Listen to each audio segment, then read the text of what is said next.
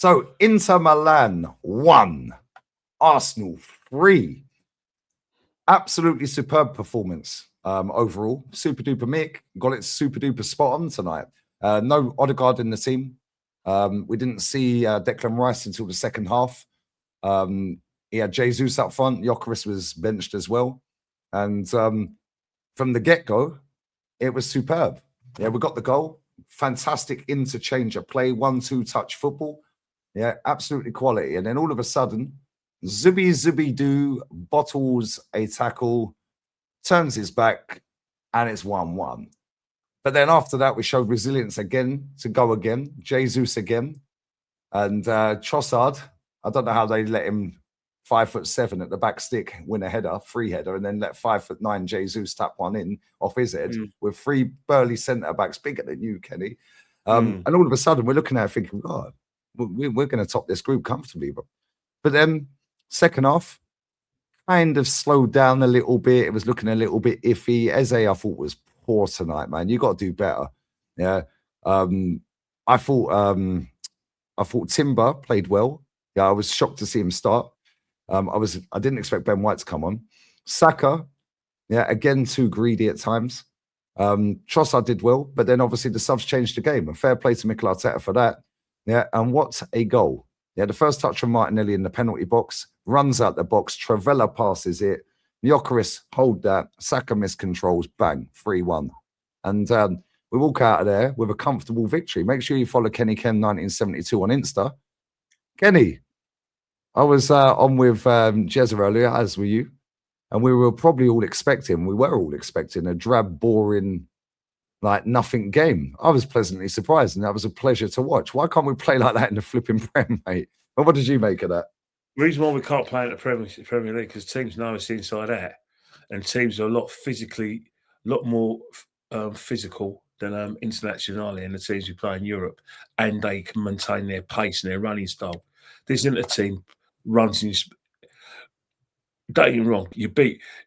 I think the Champions League final last year opened a lot of people's eyes to the frailties of Internationale. Everyone feared them, talks about their organisation, but how you beat Inter is you get after them, you harry them, you play with a high tempo, and they just can't cope because it's a very much of an old team, an old man's team. And what I mean by old man's team, they play very slow, methodical, boring style, try to hold teams, and they lure you in a sense of full security where they basically like love the game when it's slow, and they love it when you play in bursts. But when you just relentlessly at them, they can't cope, and that's what we did the first 10 minutes. Got the goal, bit of a miss kick from Timber, and then we let them back in the game with a very good goal by Sertic, by the way. Similar finish to the Gyökeres' third goal, and then we kind of killed the game when we got our second, and I don't think they were able to cope by then. And if you notice with Inter, they didn't sort of play quick, you know, from start to finish. But in the last third, that's when they speed it up. You can't do that against us because every time you do that, that enables us to sort of like get control of the game. But credit to Inter, they did come into it. I thought they did put some good crosses in. I thought, Turan ran a bit close, and I thought like Esposito ran close. But you have to say this, I was very pleased with Mosquera up until a point. He was outstanding. Saliba, yeah, looked very, very comfortable. There was one time he actually took the piss out of one of their players, where he just basically sat in a striker down and was so comfortable on the ball. I thought Timber had an easy night. I thought Marzouskeli, well, we put him in areas where he can't do the most damage. I thought Marino was very quiet today. I thought he was a bit. He didn't exactly do anything of a sort of offensive nature, and it was like kind of thought, Jesus Christ, he's not doing much. He could either him or Eze could have been taken off. I think Eze's trying too hard. He's too anxious to do well, and then because he's too anxious to do well, he starts making mistakes, getting caught in possession, loses his markers, and then it's a case like you'd have thought he needed a goal today because he had that chance in the second half where it's a kind of the chance he got at Tottenham right on his left foot, close. It went straight at the keeper. And I think, when he got taken off, I thought, well, that poor guy, because he really could have done within 90 minutes. But it's all about the team, not one player. Saka today, I thought, played really well. He actually did what we've been praising Madueke for. He's actually getting the ball, putting crosses in, albeit for Jesus, by the way. Yeah, I know what you're going to say.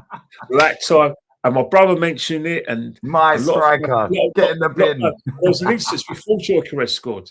There was an instance where Saka got the ball on the right hand side. And I was thinking, right, you're putting those crosses in for Jesus. Are you going to play Gyökeres in? But the temptation to get his goal was too strong. It was too strong. It was in his wrong foot. He's straight to keeper.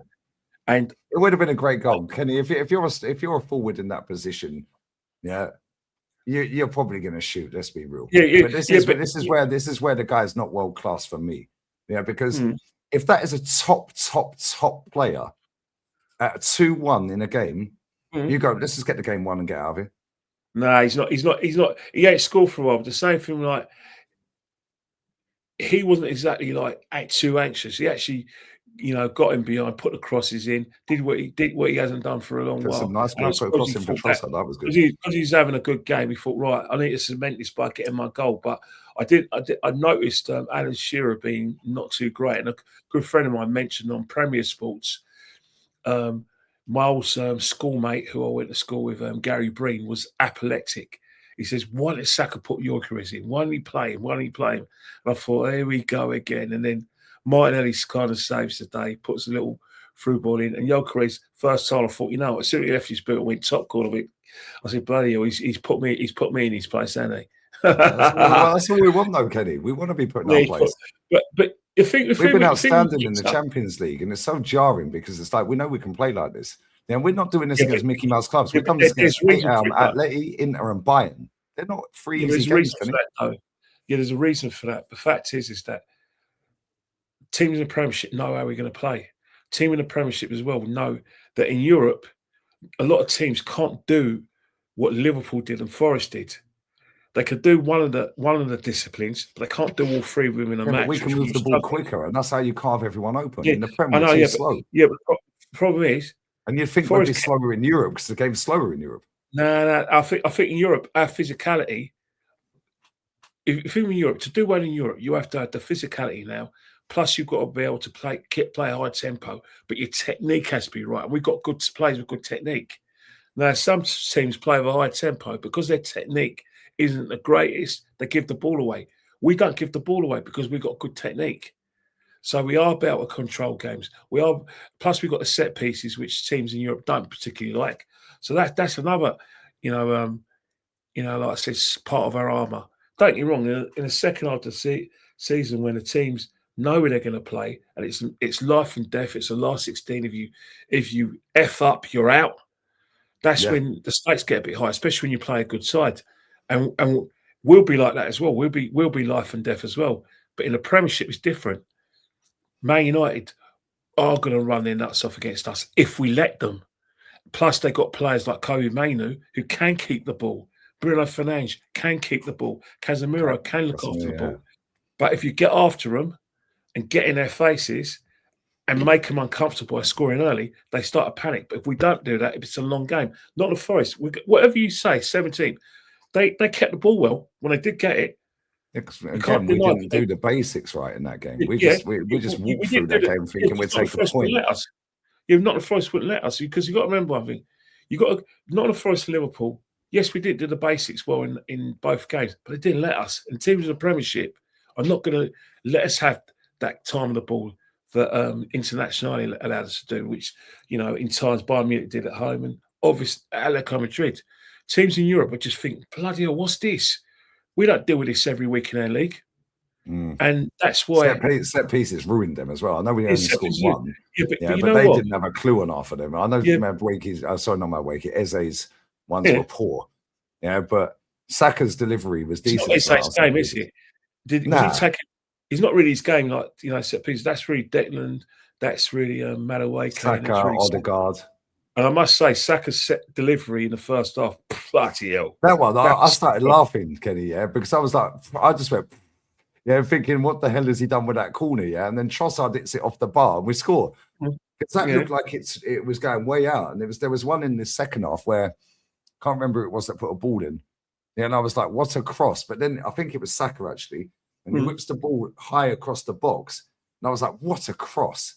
Yeah, but then the cross just took off. It was like the wind. It just took it off. And it went nowhere near anyone. But it wasn't, it looked a good cross. He's got very good delivery. And as I said before, you know, one thing we got to do is just like be a bit cautious, take one game at a time, and realise that in a second, perhaps there could be a team. I'm not saying there will, but there could be a team who think, right, we've had a good look at Arsenal. We might play a team that we've already played in the last 8 in the group stages. You know what happened with PSG when we gave them a chasing. When they had another look at us in the semi-finals, they thought, right, they did their homework. And that's what teams are going to be doing in the last 16. Whoever we play, they're going to do the homework where we have to be able to play at this tempo. And if we don't, and we're probably 10% less in this tempo, then I think that's where we could struggle. But let's face it, it's going to be bloody hard because let's face it, whether we like it or not, this team wants the league more than anything else, more than the Champions League, more than the FA Cup, more than the League Cup, and it's going to take priority. And because we're so much desperate to win this, that's where I think it could help us in Europe. Especially, and the fact, like you just said, you're spot on there. Because if we run into Bayern Munich again, mate, that's a long day. Yeah, because they were awful when we played them, but we made them look shit. Since then, they've been unreal, mate. Yeah, but that's the thing. They get another look at us. They get 2 legs. They play us. So they play the first leg in Munich, so they're going to try and take the game away from us in Munich. So if they try to take the game away from us in Munich, because with their firepower, they're going to think, right, if we get Arsenal at the Emirates Stadium a second leg, the onus on Arsenal, not us. You know, and that's the thing with teams who play us in the second leg. They're going to want to take the game away from us in the first leg because they don't want to be in a situation where they got to try and get something at Arsenal because they do. We're after them. But the thing is, that's a European team. I still think that there's still mileage in this league because of us, not because Man City is good or Villa are good. And I still think there's mileage in this, League Cup semi-final setting leg because Chelsea couldn't be that bad. It's a cup competition. Anything can happen. I don't know. They've got one of their coaches in his 50s or 60s with a sticker on his head. Oh, he's very much. I think he's their masseuse. He's their masseuse, and he's a Scottish guy. And I've seen him loads of times on TV. He's kind of how do I say it? He's a club man who keeps everyone. He's getting paid way too much money and he ain't getting another gig like that, so he'll do anything he's told. Yeah, I know. He's a job swerve. That's what he is. He's a job swerve. Yeah, he's a bit of a. I don't want to insult him because but he does provide comic moments for at Chelsea, and he's been doing that for years. Mad. Right, listen, love you always, man. Man United on the weekend, you'll be there. Biggest game of the season for us, Kenny. We have to win that game, mate. If we F around and find out, mate, all of a sudden the things hold back open again. But the thing is, got to be patient because, Man United have got coaches' bounce. They're up for City because it's City, and they're going to be up for us because us. If you want to, lit up a cigar and not have heart attacks, let's score early. Facts. Listen, appreciate you always, man. Kenny Ken 1972 on Insta. Check out his reactions, and we'll do this again on Sunday. Oh, I can't wait. Fingers crossed we get a win against them. And then don't forget, next week you got Carrat. Yeah, don't worry about that, mate. You just swerve that. Lee, you know the rules of engagement, right? You know full well that when you're at Arsenal, especially in this kind of interactive social media fan experience, Arsenal can't afford to lose a game. Look how fans react when we play poorly in pre-season. They're going to react badly if we play poorly next week. It's the rule of the thumb. Arsenal got to win every game and play well, play good football. 100%. Listen, you get some rest, man. Love you always. I'm going live now with Yamin, Man City fan. He's seen his team get banged. comfortably as well. It could have been a cricket score, same as Old Trafford at the weekend. But yeah, we're going live now. Is Pep losing it? He's been on Pep's case for 3 years, this guy. Yeah, he ain't wanted him for about 2-3 years. So yeah, because he sees what I see. He knows that this Man City side is not as good as this Man City side in the last 3 or 4 years is not a patch in the 18, 19 teams. Trust me, that team in 2018 and 2019, we wouldn't have even got as good as we are now. We wouldn't even got within. Oh, if you drop that Centurions into this league now, yeah, I know they're probably we wouldn't have a chance. That team that got 98 points in 2019, who won 3 trophies, and that team that won the League Cup and the league, the Centurions. As good as we are now, we wouldn't have a hope against that team. But we had a hope against those last 2 teams in 23 and 24 to win the league in 21 because they're not as good as those teams. I don't care what people on AFTV say. Oh, but they won a treble. Doesn't mean anything. Watch the games and know your football. This Man City side for the last few years is not as good as before. And we're going to prove it this season, hopefully. Fingers crossed. Listen, I'm going live right now. Make sure you follow Kenny Ken 1972, and we're out. Laters. Bosh.